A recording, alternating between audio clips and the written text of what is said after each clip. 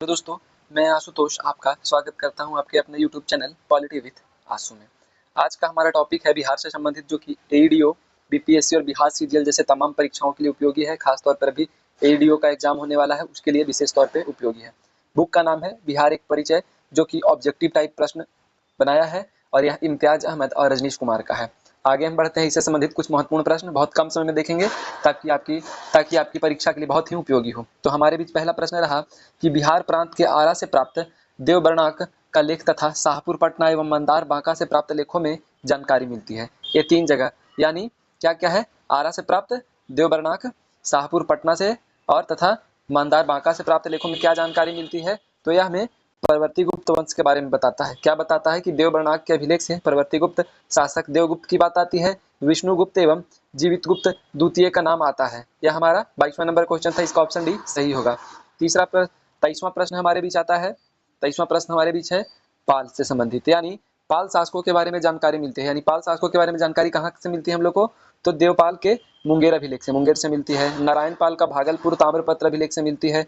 महिपाल प्रथम के आनंद नालंदा एवं मुजफ्फरपुर अभिलेख से मिलती है। तो तीनों जगह से, देवपाल, नारायणपाल और अथी से मुंगेर, भागलपुर और नालंदा तीनों जगह से मिलती है। 24वां प्रश्न है बिहार के लिए सर्वाधिक प्राचीन साहित्य स्रोत कौन सा है? तो अथर्ववेद है। बिहार के सर्वाधिक प्राचीन साहित्य स्रोत किसे माना जाता है? तो अथर्ववेद को माना जाता है।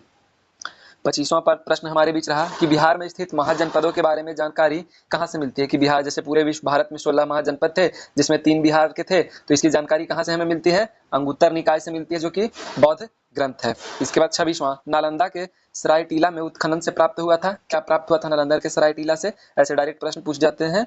तो पाल कला का बौद्ध विहार, यानी पाल काल का बौद्ध विहार यहाँ से मिला था। अगला प्रश्न 27वां हमारे बीच रहा कि बौद्ध साहित्य विनय पिटक एवं दीघ निकाय से जानकारी मिलती है। बौद्ध साहित्य जो है विनय पिटक और दीघ निकाय से क्या जानकारी मिलती है? तो यह उपयुक्त ए और बी दोनों होगी। क्या है इसमें? कि मगध के राजतंत्र एवं वैशाली के गणतंत्रों के बारे में जानकारी मिलती है, मौर्योत्तर बिहार के बारे में जानकारी मिलती है। तो हमें दो चीज की जानकारी मिलती है। 28वां प्रश्न है कि बिहार में बड़े पैमाने पर उत्खनन कार्य करवाने वाला तथा कई प्राचीन स्थलों की खोज करने वाले पुरातत्व कौन थे? तो यह कनिंघम थे। कनिंघम बिहार के अलावा भारत में भी बहुत सारे जगहों पर खुदाई का काम किए हैं। तो यह कौन थे? कनिंघम थे। 29वां प्रश्न हमारे बीच रहा। 29वां प्रश्न रहा कि नालंदा में स्थित बड़ा गांव नालंदा महाविहार का पता किसने लगाया? तो यह कनिंघम, जो कि बिहार के साथ साथ अलग अलग जगहों पर खुदाई का काम किया था। तो बड़गांव नालंदा महाविहार का पता कौन लगाता है? कनिंघम। अब देखिए कुछ दिया हुआ की पॉइंट्स, वहां से 2 अभिलेख भी मिलते हैं जिन पर नालंदा का नाम उत्तीर्ण है। बिहार शरीफ में कुमार गुप्त प्रथम और सकंद गुप्त का प्रसिद्ध स्तंभ भी प्राप्त हुआ। कनिंघम ने बोधगया के मंदिर को भी खोजा था। कनिंघम ने ही बोधगया के मंदिर को खोजा था। ऐसे प्रश्न पूछ लिए जाते हैं।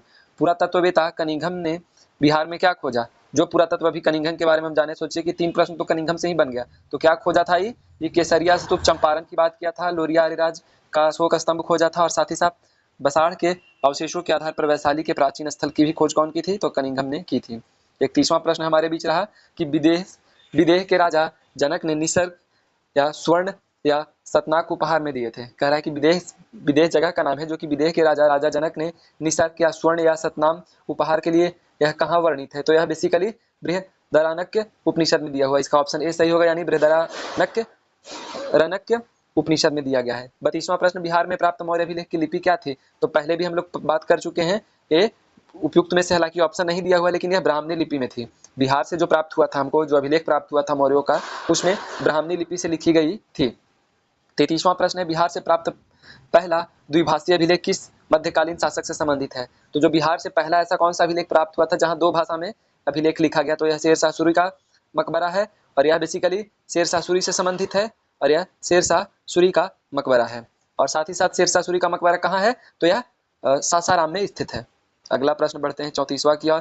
कह रहा है कि वह पहला मुगल शासक कौन था जिसके अभिलेख बिहार में प्राप्त हुए? यानी ऐसा कौन सा मुगल शासक पहला था जिसका अभिलेख बिहार में सर्वप्रथम मिला? तो यह अकबर था, जिसे अकबर महान के नाम से जाना जाता है। तो यह अकबर के समय का था। बौद्ध धार्मिक साहित्य में कौन ग्रंथ प्राचीन बिहार के इतिहास के संबंध में जानकारी का स्रोत है?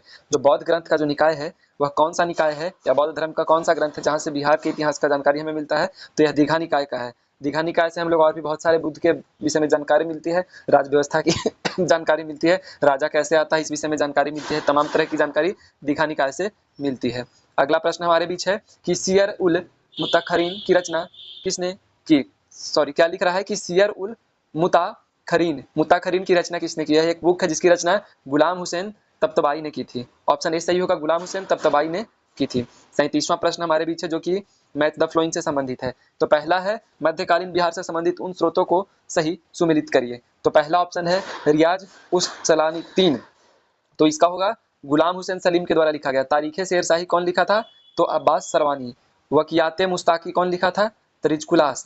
अफसानाए साहा कौन लिखते हैं? तो शेख कबीर। और बसातीनुल उन क्या लिखते हैं? तो एक तसान बेहलवी। एक बार इसे आप देख लीजिएगा, बहुत महत्वपूर्ण है। अगला प्रश्न हमारे बीच है 38वां। मुल्ला बहबहानी यात्री थे ईरान से। इससे पहले पार्ट में भी इनके बारे में पूछा गया है।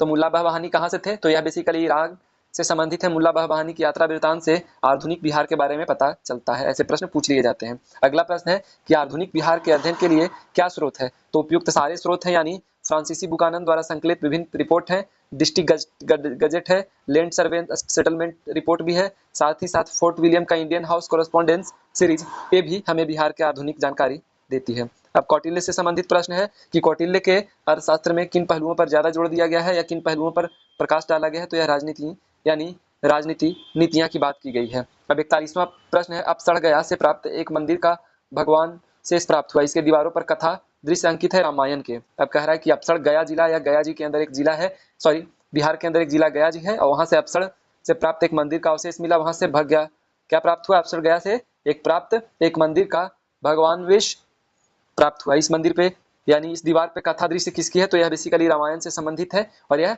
यहाँ से प्रश्न आते हैं। तो यह रहे हमारे 20 प्रश्न, बहुत महत्वपूर्ण है। ऐसे ही और प्रश्न लेके आऊंगा। बहुत बहुत धन्यवाद। लाइक शेयर एंड सब्सक्राइब अवश्य करें।